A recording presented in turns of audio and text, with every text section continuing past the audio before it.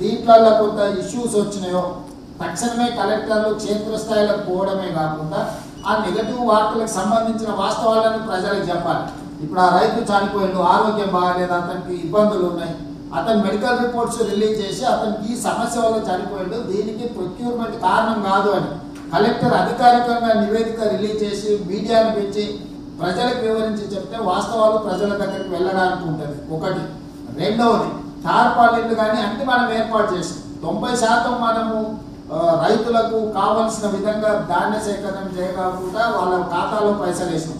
మనం అది చెప్పుకోకపోవడం వల్ల ఒక దగ్గరనో రెండు దగ్గరలను రైతులకు వచ్చిన చిన్న చిన్న ఇబ్బందులను పత్రికలు పతాక స్థాయిలో రాయడం కానీ లేకపోతే వాళ్ళు విష ప్రచారం చేయడానికి ఉపయోగపడుతుంది. కాబట్టి కలెక్టర్లను నా సూచన ఏంటంటే మీరు ఎప్పటికప్పుడు ఒక బులెటిన్ రిలీజ్ చేయండి. ఈ పోయిన సంవత్సరాన్ని కూడా కంపేర్ చేయండి.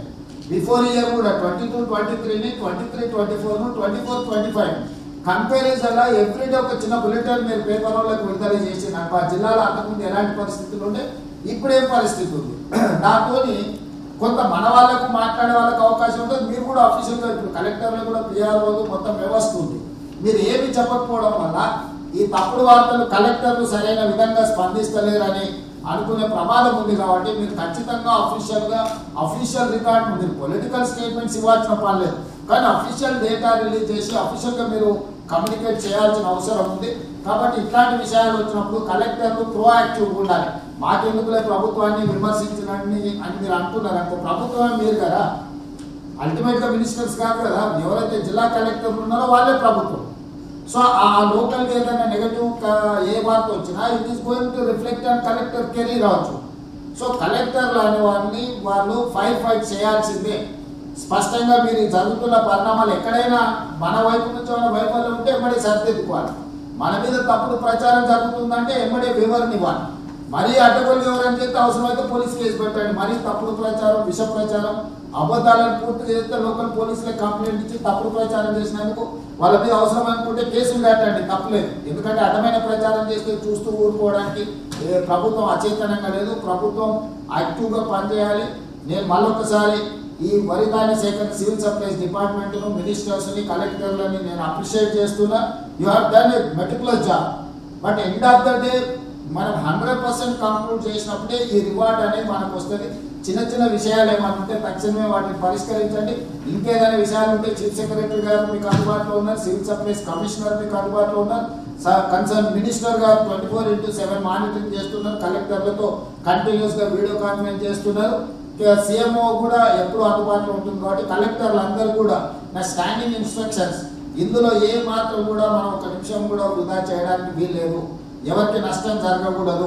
ఇంతకుముందు మంత్రి గారు చెప్పినట్టు లోకల్ గోడౌన్స్ను హైర్ చేయండి, ఎక్కడ కావాలంటే అక్కడ మొత్తం ఏర్పాట్లు చేయండి, మిల్లర్స్ కూడా పర్యవేక్షించండి. మిల్లర్స్ ఎక్కడైనా గ్యాంగ్ అప్ అయిపోయి లేకపోతే రైతులకు నష్టం కలిగించే విధంగా ఏదైనా మిల్లర్స్ కూడా ఒకవేళ లోకల్గా రైతులను ఏదైనా ఇబ్బంది కలిగించినట్టు ఇమ్మీడియట్గా వాళ్ళ మీద యాక్షన్ తీసుకోండి.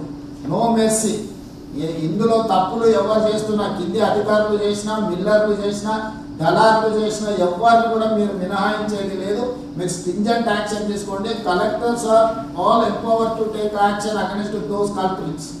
సో మీకు అందరికీ కూడా నేను క్లియర్గా చెప్తున్నా, ప్యాడీ సేకరణలో అద్భుతం. ఎందుకంటే పోయిన సంవత్సరం కానీ ఈ సంవత్సరం కానీ ఈ రోజే government of India journals publish చేసిన ఇండియాలో నెంబర్ 1 ప్యాడీ ప్రొడ్యూసింగ్ స్టేట్ కింద తెలంగాణ 2,75,00,000 మెట్రిక్ టన్నులు ఈ రెండు రాష్ట్రాలు, మన తెలంగాణ రాష్ట్రం నుంచి 2 పంటలలో పండించమని ఈరోజు రిపోర్ట్స్ ఉన్నాయి.